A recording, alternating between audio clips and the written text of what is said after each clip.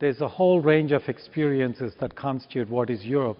When I say experiences, I don't mean cultural experiences alone. I mean social, environmental, economic experiences. But those experiences should inform the way we read, understand, and experience Europe as we move forward into the next decade. Can museums change the world? I think it's a very interesting question. I would like to answer this in two different ways. First and foremost, there is the argument that we can't be all things to all people. And having said that, museums increasingly are not spaces for the elites alone. With the growth of participatory democracy, what you have is multiple stakeholders, multiple ownerships of museums. And even private museums are increasingly realizing that they have to engage with those stakeholders that conventionally were not part of their constituency. So in this context, the second aspect is we're in very interesting times. In the old days when we talked about people traveling, pilgrimages were our first forms of tourism. Like people went on a pilgrimage and it was like a touristic activity. They were visitors. They were on a spiritual journey. But now if you look at Europe, I mean, if you look at all the cheap flights, that you take to fly across from one place to another, and people are moving very rapidly for recreational experiences. And tourism is no longer tourism. All tourism is cultural tourism. There's only so much sun, sand, and surf that people can take.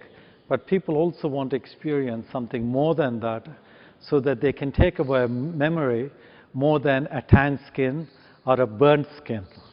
And so in doing that, what they want to do is they want to experience the places where they're going to. Not so much authentic experiences, but experiences that help them to take a memory back as part of their recreational experience. And it's here that you have a choice. Either you can provide them a McDonald's phenomena of experience, so it's the same everywhere, or you can create an experience based on the sense of place and identity of the place. So for example, we'll give you an example of Ibiza. Ibiza struggles. It's a World Heritage Site, but it struggles because a lot of people used to go to Ibiza for the beautiful sands and sun and swimming. But the World Heritage Management there, which is very committed to people understanding the outstanding universal values of Ibiza, are desperately trying to make sure that people actually experience more than just the sea and the sun and sand. And this is where museums as sites to provide these experiences could play a very important role in the world's fastest growth industry, I think 13th or 14th year in a row, and that is cultural tourism. Secondly, as we talk about, in my second point, I have a sub-point, that is, as we talk about the transformations in the populations of Europe, we think of education, we think of cross-cultural awareness, all these things.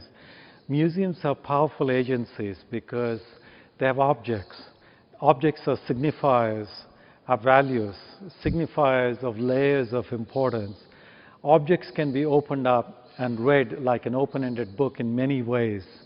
And one could create a whole range of learning contexts to promote interfaith dialogue and intercultural dialogue that we so desperately needed to build a more inclusive and interculturally sophisticated Europe.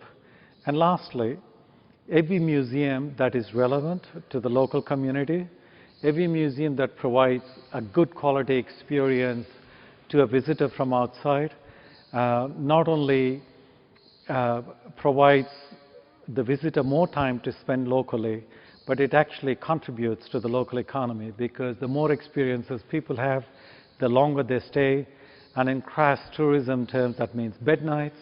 Every extra night they stay is good for the local economy, the local GDP. And so in every sense of the word, and I can go on about this because I teach in this area, and I run workshops in this area for professionals in the heritage field, but there are multiple ways that museums can play a very important role as civic spaces, in social, economic, environmental and economic engagement in the new and emerging profile of Europe that we are yet to scope and understand. So the future is exciting, and I'm really happy to move to Europe at this very exciting time. And yes, there are challenging times, but challenging times provide for creativity and innovation, as history has always demonstrated. During opulent times, there was little creativity, only decadence, as you know, from the Roman Empire. But challenging times are exciting times. Thank you.